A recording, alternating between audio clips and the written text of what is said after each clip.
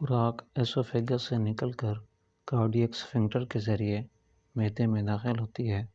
ہمارا معدہ جیز شکل کا ایک مسکولر تھیلا ہے جو ڈایافرام کے نیچے پایا جاتا ہے۔ خوراک معدے کے اندر قریباً 4 گھنٹے گزارتی ہے۔ یہاں پر پروٹینز کی پارشل ڈائجیشن ہوتی ہے۔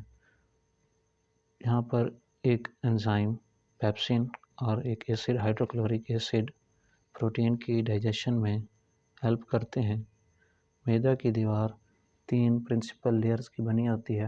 باہر والی لیئر کنیکٹیو ٹیشو کی، درمیان والی لیئر اسموتھ مسل کی، جبکہ اندر والی لیئر میوکوسا کہلاتی ہے۔ میوکوسا کے اندر گیسٹرک گلینڈز پائے جاتے ہیں۔ یہ گیسٹرک گلینڈز 3 طرح کے سیلز کے بنے ہوتے ہیں جو کہ میوکس سیلز، پیریٹیل اور اگزنٹک سیلز اور زائموجن یا چیف سیلز کہلاتے ہیں۔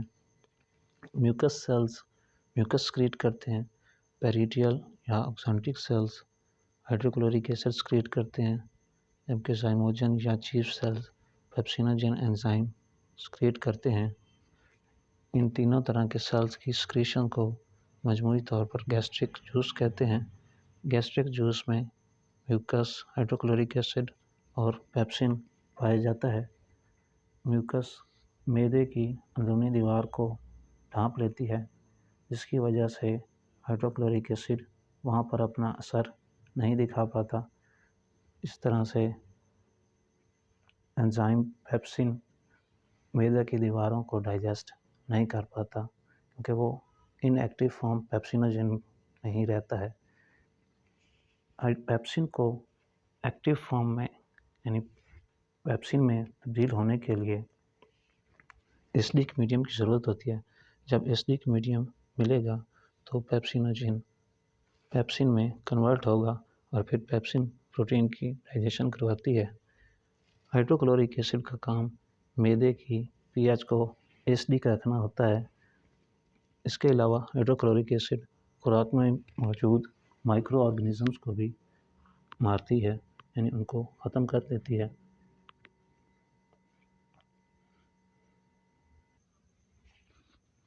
سٹمک میوکوسا کے اندر موجود انڈوکرائن سیلز ایک ہارمون گیسٹرین خارج کرتے ہیں۔ یہ گیسٹرین ہارمون گیسٹرک گلینڈ کو گیسٹرک جوس خارج کرنے کی تحریک دیتا ہے۔ اگر ہماری خوراک میں پروٹین زیادہ ہو تو انڈوکرائن سیلز گیسٹرین کی سکریشن کو تحریک دیں گے، جس کی وجہ سے گیسٹرین زیادہ پروڈیوس ہوگا۔ یعنی اگر خوراک میں پروٹین کی مقدار زیادہ ہوگی تو زیادہ گیسٹرین ہارمون نکلے گا، اور اگر زیادہ گیسٹرین ہارمون نکلے گا تو زیادہ گیسٹرک جوس پروڈیوس ہوگا۔ ایسوفیگس اور معدے کے درمیان ایک مسل کا رنگ موجود ہے جو کہ کارڈیک اسفنکٹر کہلاتا ہے۔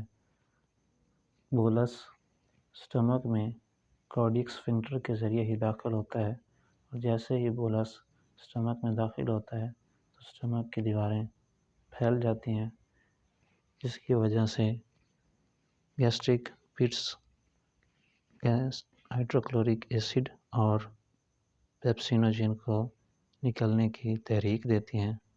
ہائیڈروکلورک ایسڈ کے ہائیڈروجن آئنز پیپسینوجن کو اس کی ایکٹیو فارم پیپسین میں کنورٹ کر دیتی ہیں۔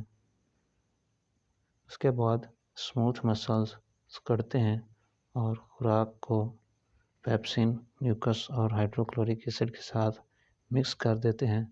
اس مکسنگ سے بولس ایک شوربے کی سی شکل اختیار کر لیتا ہے، جسے ہم قائم کہتے ہیں، اور پھر یہ قائم پائلورک اسفنکٹر کے ذریعے اسمال انٹسٹائن میں خارج کر دیا جاتا ہے۔ پائلورک اسفنکٹر کارڈیک اسفنکٹر کی طرح ہی مسل کا بنا ہوا ایک رنگ ہے جو کہ سٹمک اور انٹسٹائن کے درمیان پایا جاتا ہے۔